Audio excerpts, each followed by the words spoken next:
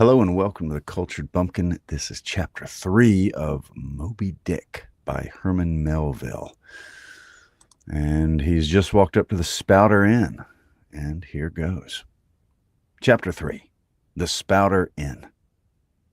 Entering that gable-ended Spouter Inn, you found yourself in a wide, low, straggling entry with old-fashioned wainscots, reminding one of the bulwarks of some old condemned craft.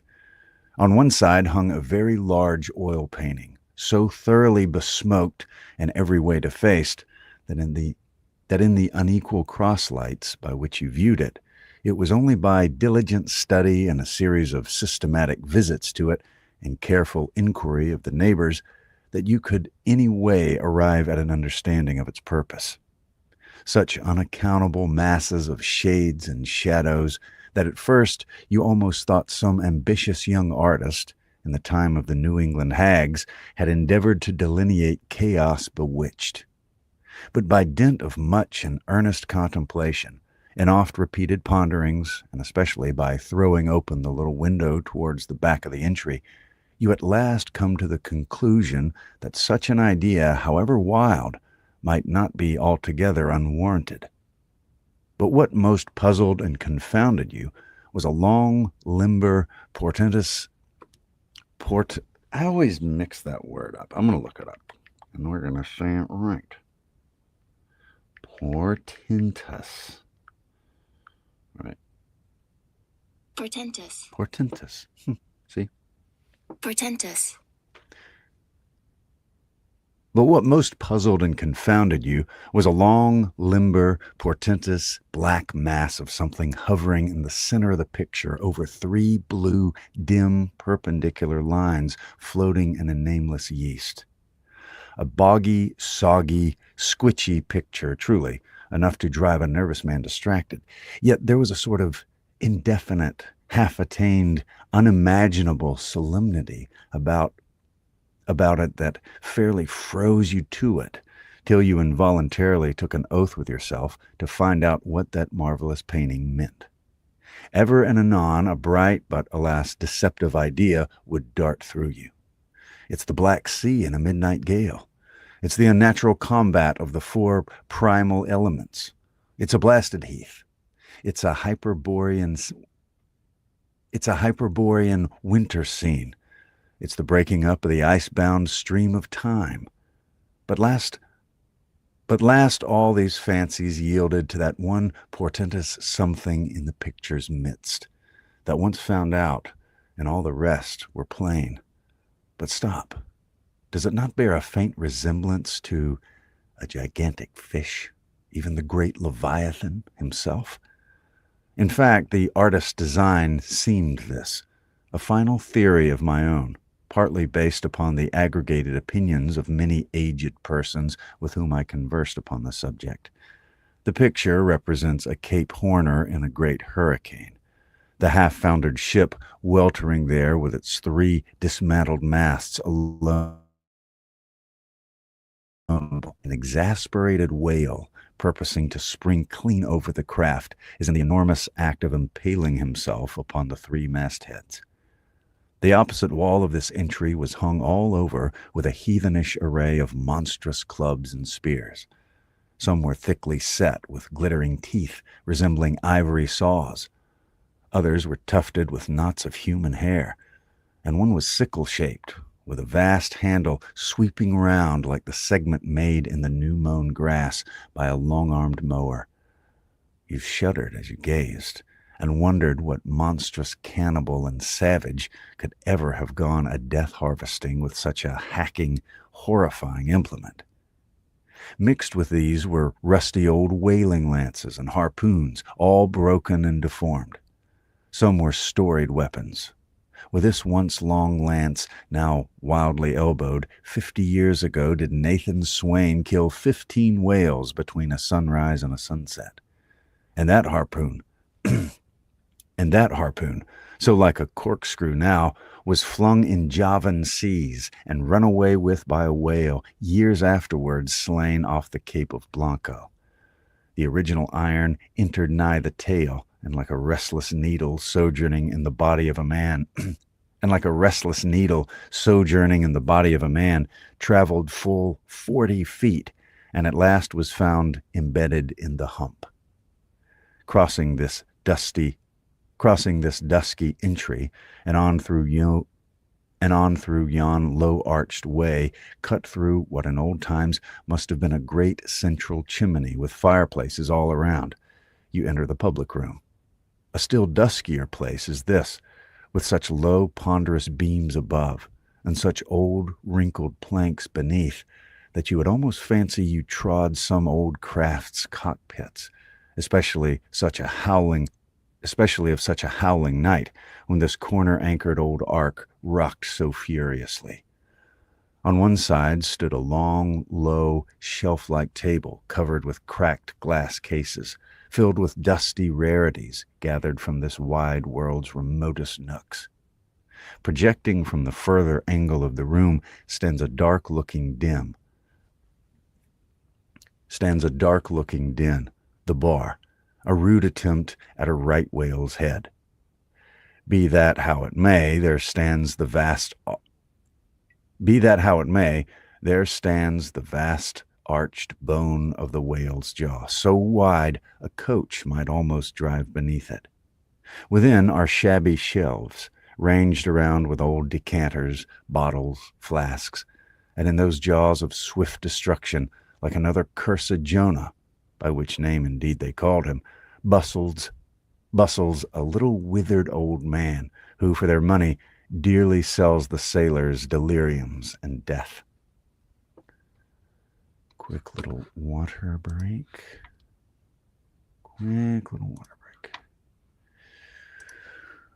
Good evening. Good to see you. It's been a while.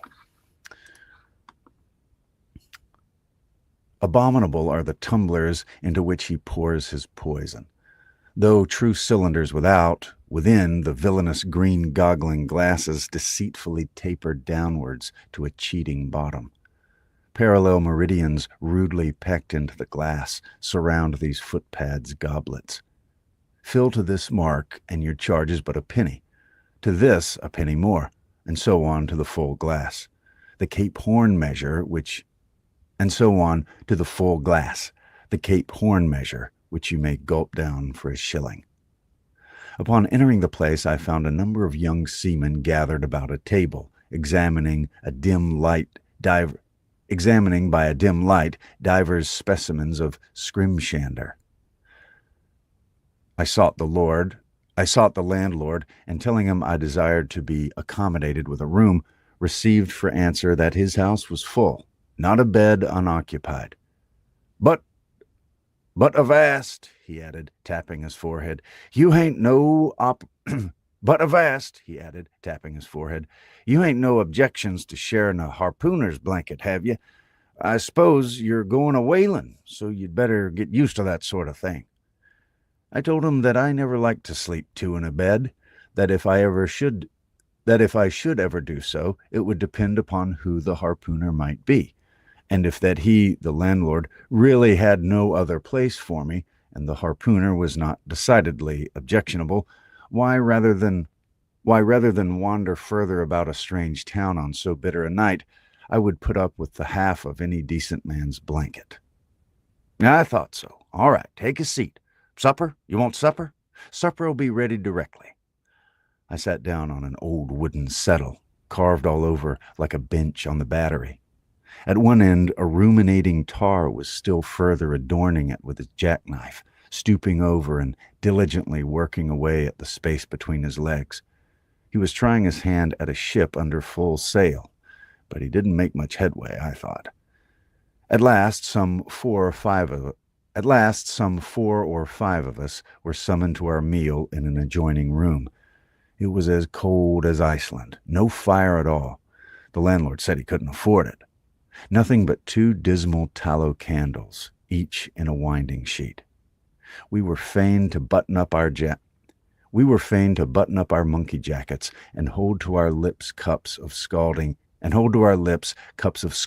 tea with our half-frozen fingers. But the fare was of the most substantial kind. Not only meat and potatoes, but dumplings. Good heavens, dumplings for supper. One young fellow in a green box coat addressed himself to these dumplings in a most direful manner.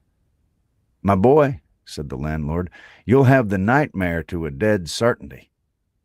"Landlord," I whispered, "that harpooner? That ain't the harpooner, is it?"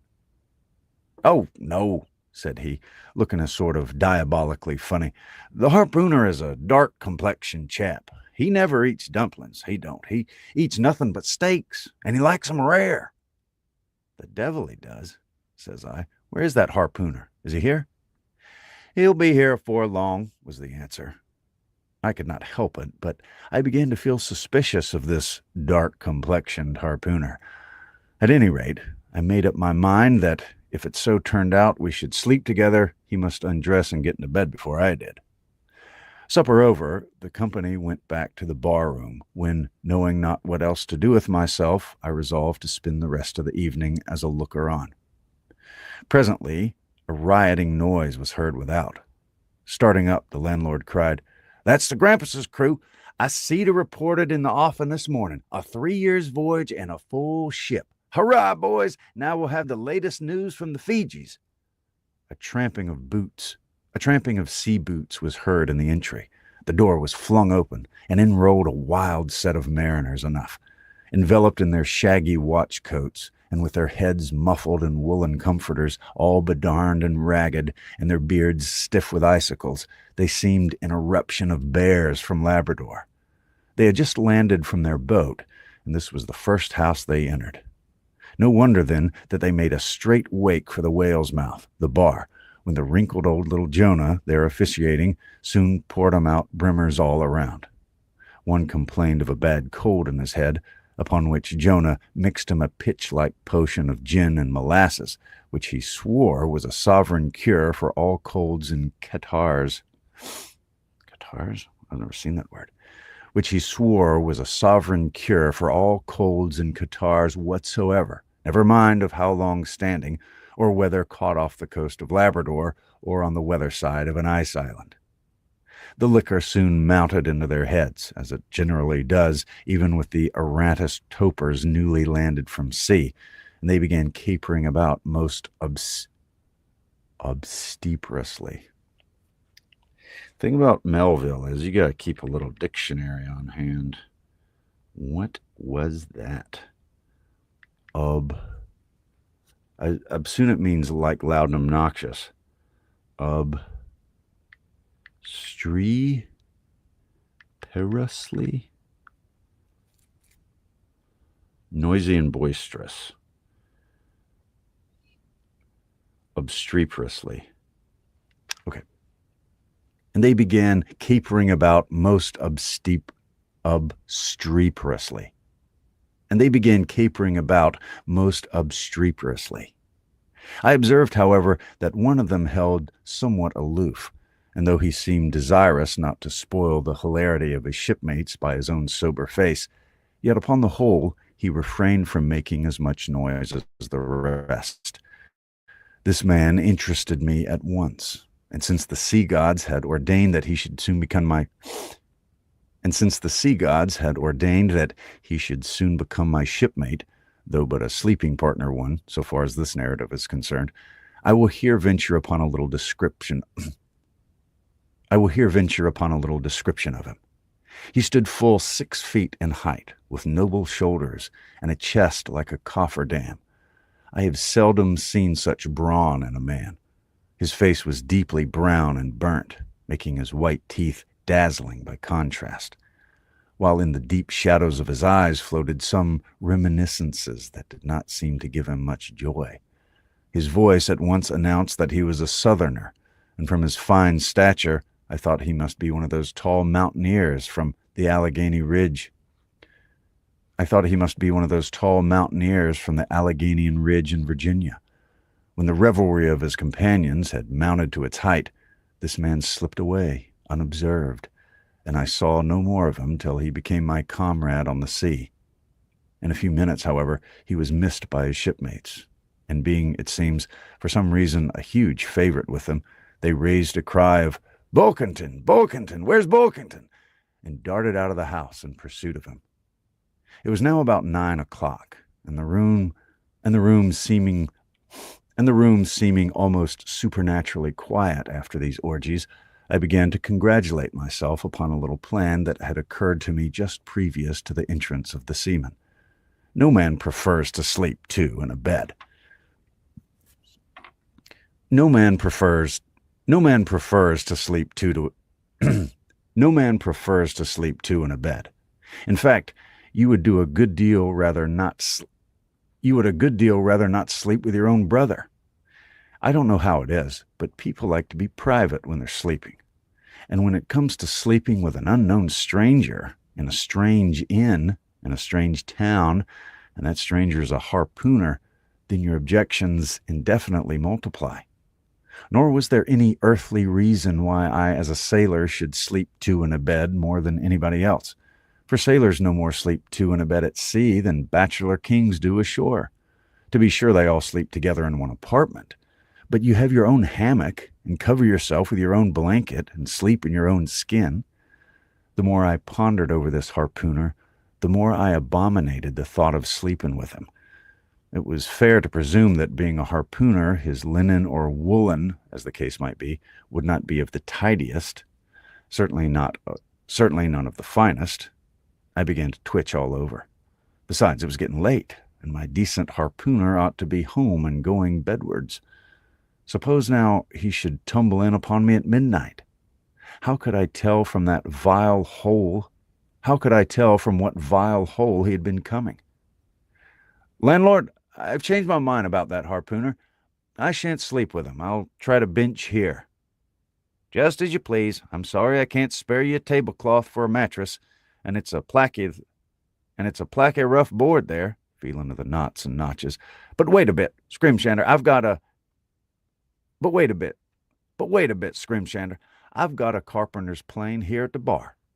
Wait, I say, and I'll make you snug enough." So saying, he procured the plane, and with his old silk handkerchief, first dusting the bench, vigorously set to planing away at my bed, the while grinning like an ape. The shavings flew right and left, till at last the plain iron came bump against an indestructible knot. The landlord was near spraining his wrist, and I told him for heaven's sake to quit. The bed was soft enough to suit me, and I did not know how all the planing in the world could make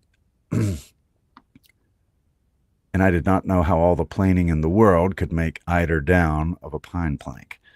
So, gathering up the shavings with another grin and throwing them into the great stove in the middle of the room, he went about his business and left me in a brown study. I now took the measure of the bench and found that it was a foot too short, but that it could be mended with a chair. But it was a foot too narrow, and the other bench in the room was about 4 inches higher than the planed one, so there was no yoking them. I then placed the first bench lengthwise along the only clear space against the wall, leaving a little interval between for my back to settle down in. But I soon found that there came such a draught of cold air over me from under the sill of the windows that this plan would never do at all, especially as another current from the rickety door met the one from the window, and both together formed a series of small whirlwinds in the immediate vicinity of the spot where I had thought to spend the night. The devil fetch that harpooner, thought I. But stop, couldn't I steal a march on him, bolt his door inside, and jump into his bed, not to be wakened by the most violent knockings? It seemed no bad idea, but upon second thoughts I dismissed it. For who could tell but what the next morning, so soon as I popped out of the room, the harpooner might be standing in the entry, all ready to knock me down. Still looking round me again, and seeing no possible chance of spending a sufferable night, unless in some other person's bed, I began to think that, after all, I might be cherishing unwarrantable prejudices against this unknown harpooner. Thinks I, I'll wait a while. He must be dropping in before long. I'll have a good look at him then, and perhaps we may become jolly good bedfellows after all. There's no telling. But though the other boarders kept coming in by ones, twos, and threes and going to bed, yet no sign of my harpooner. "Landlord," said I, "what sort of a chap is he?" Does he always keep such late hours? It was now hard upon 12 o'clock. The landlord chuckled again with his lean chuckle, and seemed to be mightily tickled at something beyond my comprehension. No, he answered. Generally he's an early bird, early to bed and early to rise. He's the bird that he's the bird that catches the worm. But tonight he went out peddling, you see, and I don't see what on earth kept him so late. But tonight he went out a peddling, you see, and I don't see what on earth keeps him so late, unless maybe he can't sell his head. Can't sell his head? What sort of a what sort of a bamboozlingly story is this you're telling me? Getting into a towering rage. Do you pretend to say, landlord, that this harpooner is actually engaged this blessed Saturday night, or rather Sunday morning, in peddling his head around this town? Oh, that's precisely it, said the landlord. And I told him he couldn't sell it here. The market's overstocked. With what? Shouted I. With heads, to be sure. Ain't there too many heads in the world? I tell you what it is, landlord, I said quite calmly. You'd better stop spinning that yarn to me. I'm not green. Maybe not, taking out a stick and whittling a toothpick, but I rather guess you'll be done brown if that air harpooner hears you slandering his head. I'll break it for him, says I, now flying into a passion again at this unaccountable farrago of the landlord's. It's broke already, said he. Broke, said I. Broke, do you mean? Broke, broke, said I. Broke, do you mean? Certain, and that's the very reason he can't sell it, I guess. Landlord, said I, going up to him as cool as Mount Hecla in a snowstorm. Landlord, stop whittling. You and I must understand one another, and that too without delay. I come to your house and want a bed. You tell me you can only give me a half of one. The other half belongs to a certain harpooner. And about this harpooner, whom I have not seen yet, you persist in telling me the most mystifying and exasperating stories, tending to beget in me an uncomfortable feelings towards the man whom you design for my bedfellow, a sort of connection, landlord, which is an intimate and confidential one in the highest degree. I now demand of you to speak out and tell me who and what this harpooner is, and whether I shall be in all respects safe to spend the night with him. And in the first place, you'll be so good as to unsay that story about selling his head, which, if it were true, I take to be good evidence that this harpooner is stark mad, and I've no idea of sleeping with a madman. And you, sir, landlord, you, sir, by trying to induce me to do so knowingly, would thereby render yourself liable to a criminal prosecution. To a criminal prosecution. Well, said the landlord, fetching a long breath, that's a purty long sermon for a chap that rips a little now and then. But be easy. This here harpooner I have been telling you has just arrived from the South Seas, and he brought up a lot of balmed New Zealand heads. Great curios, you know. And he's sold all of them but one. And that one he's trying to sell tonight, because tomorrow is Sunday, and it would not do to be selling human heads about the street when folks is going to churches. He wanted to last Sunday, but I stopped him just as he was going out of the door with 4 heads strung on a string for all the earth like string onions. This account cleared up the otherwise unaccountable mystery and showed that the landlord, after all, had no idea of fooling me. But at the same time, what could I think of a harpooner who stayed out of a Saturday night clean into the holy Sabbath, engaged in such a cannibal business as selling the heads of dead idolaters? Depend upon it, landlord, that harpooner is a dangerous man. A quick little break. Working till 4. Very nice. Hard-working man. Aramaic book. That sounds super interesting. I love stuff like that.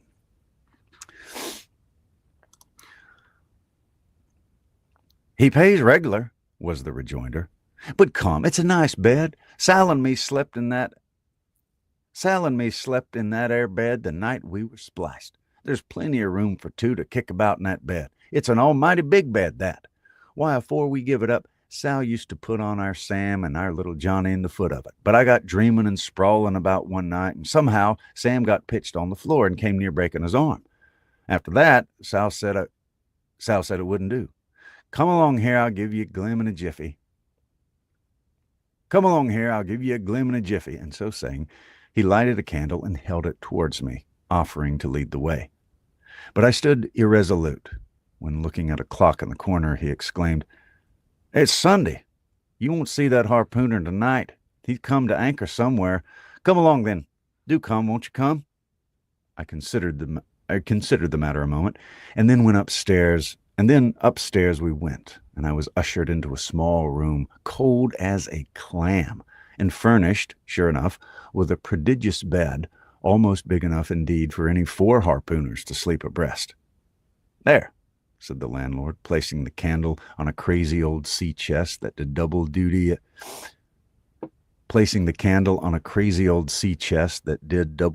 as a washstand and center table. "There, make yourself comfortable now, and good night to you." I turned round from eyeing the bed, but he had disappeared. Folding back the counterpane, I stooped over the bed. Though none of the most elegant, it yet stood the scrutiny tolerably well.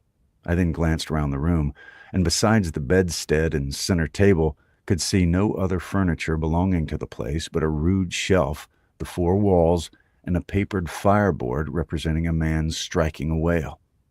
Of things not properly belonging to the room, there was a hammock lashed up and thrown upon the floor in one corner, also a large seaman's bag containing the harpooner's wardrobe, no doubt in lieu of a land trunk. Likewise, there was a parcel of outlandish bone hooks on the shelf over the fireplace, and a tall harpoon standing at the head of the bed. But what is this on the chest? I took it up and held it close to the light, and felt it and smelt it, and tried every way possible to arrive at some satisfactory conclusion concerning it. I can compare it to nothing but a large doormat ornamented at the edges with little tinkling tags, something like the stained porcupine quills round an Indian moccasin. There was a hole or slit in the middle of this mat, as you see the same in South American ponchos. But could it be possible that any sober harpooner would get into a doormat and parade the streets of any Christian town in that sort of guise? I put it on to try it, and it weighed me down like a hamper, being uncommonly shaggy and thick, and I thought a little damp, as though this mysterious harpooner had been wearing it of a rainy day. I went up in it to a bit of glass stuck against the wall, and I never saw such a sight in my life. I tore myself out of it in such a hurry that I gave myself a kink in the neck. I sat down on the side of the bed and commenced thinking about this head-peddling harpooner and his doormat. Again, after thinking some time on the bedside, I got up and took off my monkey jacket, and then stood in the middle of the room thinking. I then took off my coat and thought a little more in my shirt sleeves. But beginning to feel very cold now, half undressed as I was, and remembering what the landlord said about the harpooner's not coming home at all that night, it being so very late, I made no more ado, but jumped out of my pantaloons and boots, and then blowing out the light, tumbled into bed and commended myself to the care of heaven.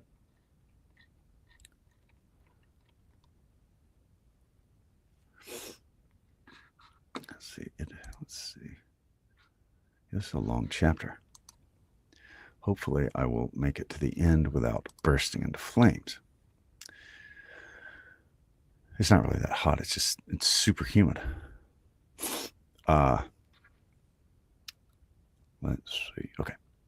Whether that mattress was stuffed with corn cobs or broken crockery, there's no telling. But I rolled about a good deal and could not sleep for a long time. At last I slid off into a light doze, and had pretty nearly made a good offing towards the land of Nod, when I heard a heavy footfall in the passage, and saw a glimmer of light come into the room from under the door. Lord save me, thinks I, that must be the harpooner, the infernal head peddler. But I lay perfectly still, and resolved not to say a word till spoken to. Holding a light in one hand, and that identical New Zealand head in the other, the stranger entered the room, and without looking towards the bed, placed his candle a good way off from me on the floor in one corner, and then began working away at the knotted cords of the large bag I before spoke of as being in the room. I was all eagerness to see his face, but he kept it averted for some time while employed in unlacing the bag's mouth. This accomplished, however, he turned round when, good heavens, what a sight! Such a face! It was of a dark, purplish yellow color, here and there stuck all over with large, blackish-looking squares. Yes, it's just as I thought. He's a terrible bedfellow. He's been in a fight, got dreadfully cut, and here he is, just from the surgeon. But at that moment he chanced to turn his face so toward the light that I plainly saw that they could not be sticking plasters at all, those black squares on his cheeks. They were stains of some sort or other. At first I knew not what to make of this, but soon an inkling of the truth occurred to me. I remembered a story of a white man, a whaleman too, who, falling among the cannibals, had been tattooed by them. I concluded that this harpooner, in the course of his distant voyages, must have met with a similar adventure. And what it is, thought I, after all. And what is it, thought I, after all? It's only his outside. A man can be honest in any sort of skin. But then, what to make of his unearthly complexion? That part of it, I mean, lying round about and completely independent of the squares of tattooing. To be sure, it might be nothing but a good coat of tropical tanning. But I never heard of a hot sun's tanning a white man into a purplish yellow one. However, I had never been to the South Seas, and perhaps the sun there produced these extraordinary effects upon the skin. Now, while all these ideas were passing through me like lightning, this harpooner never noticed me at all. But after some difficulty, having opened his bag, he commenced fumbling in it, and presently pulled out a sort of tomahawk and a sealskin wallet with the hair on. Placing these on the old chest in the middle of a room, he then took the New Zealand head, a ghastly thing enough, and crammed it down into the bag. He now took off his hat, a new beaver hat, when I came nigh singing out with fresh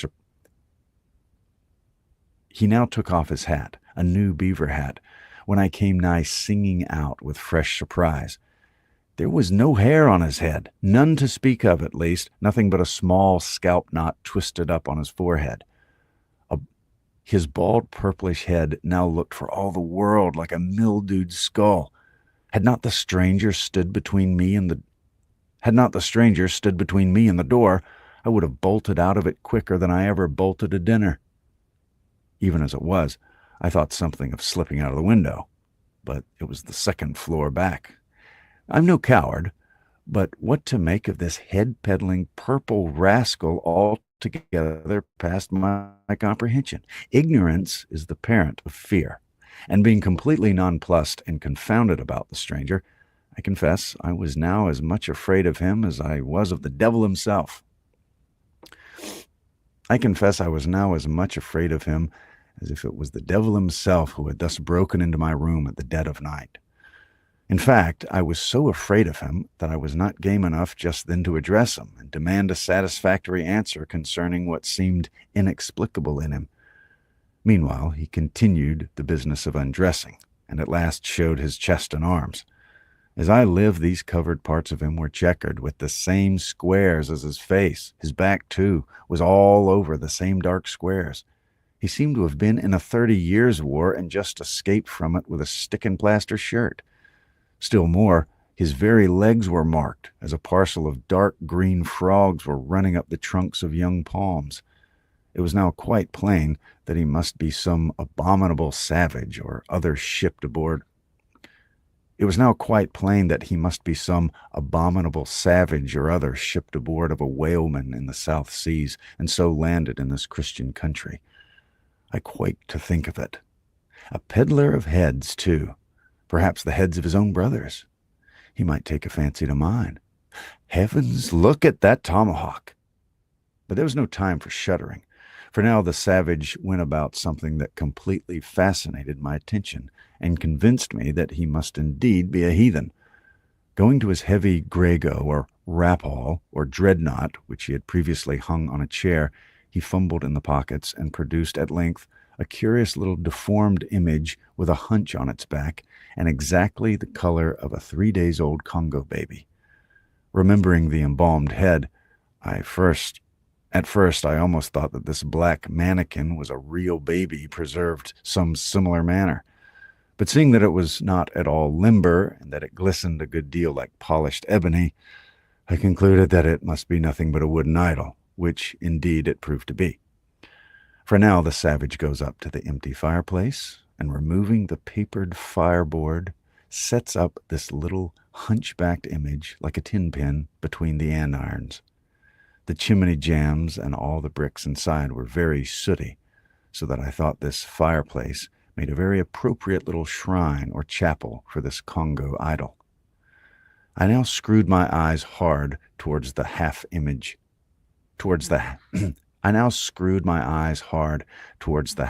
image, feeling but ill at ease meantime to see what was next to follow. First, he takes about a double handful of shavings out of his grego pocket and places them carefully before the idol. Then, laying a bit of ship biscuit on top and applying the flame from the lamp, he kindled the shavings into a sacrificial blaze. Presently, after many hasty snatches into the fire and still hastier withdrawals of his fingers, whereby he seemed to be scorching them badly, he at last succeeded in drawing out the biscuit. Then, blowing off the heat and ashes a little, made a polite offer of it to the little Negro. But the little devil did not seem to fancy such dry sort of fare at all. He never moved his lips. All these strange antics were accompanied by still stranger guttural noises from the devotee, who seemed to be praying in a sing-song or else singing some pagan psalmody or other, during which his face twitched about in the most unnatural manner. At last, extinguishing the fire, he took up the idol very unceremoniously and bagged it again in his grego pocket as carefully as if he were a sportsman bagging a dead woodcock. All these queer proceedings increased my uncomfortableness, and seeing him now exhibiting strong symptoms of concluding his business operations and jumping into bed with me, I thought it was high time, now or never, before the light was put out, to break the spell in which I had so long been bound. But the interval I spent in deliberating what to say was a fatal one. Taking up his tomahawk from the table, he examined the head of it for an instant, and then holding it to the light with his mouth at the handle, he puffed out great clouds of tobacco smoke. The next moment the light was extinguished, and this wild cannibal, tomahawk between his teeth, sprang into bed with me. I sang out. I could not help it now, and giving a sudden grunt of astonishment, he began feeling me. Stammering out something I knew not what, I rolled away from him against the wall and then conjured him, whoever or whatever he might be, to keep quiet and let me get up and light the lamp again. But his guttural responses satisfied at once that he was but ill comprehended. But his guttural responses satisfied me at once that he but ill comprehended my meaning. "Who it devil you?" he said at last. "You no speaky, dammy, I killy." And so saying, the lighted tomahawk began flourishing about me in the dark. "Landlord, for God's sake, Peter Coffin!" shouted I. "Landlord, watch, Coffin, angels, save me!" This is just such a great scene. It's one of my favorite scenes.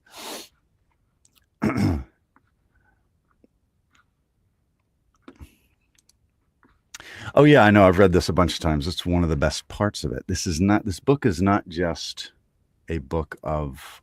It's not just a story. It's a wonderful story, but it's a time capsule. It's a book of philosophy.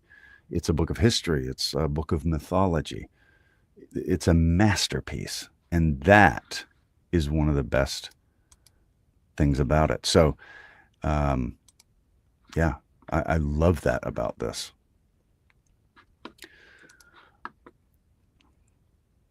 Speaky, telling me who he be, or damn me I kill he, again growled the cannibal, while his horrid flourishings of the tomahawk scattered the hot tobacco ashes about me, till I thought my linen would get on fire. But thank heaven, at that moment the landlord came into the room, light in hand, and leaping from the bed, I ran up to him. "Don't be afraid now," said he, grinning again. Queequeg here wouldn't harm a hair of your head." "Stop your grinning," shouted I. "And why wouldn't you tell me that this infernal harpooner was a cannibal?" "I thought you'd knowed it. Didn't I tell you he was peddling heads around town? But turn flukes again and go to sleep. Queequeg, look here. You sabby me. I sabby you, this man. Sleepy, you sabby."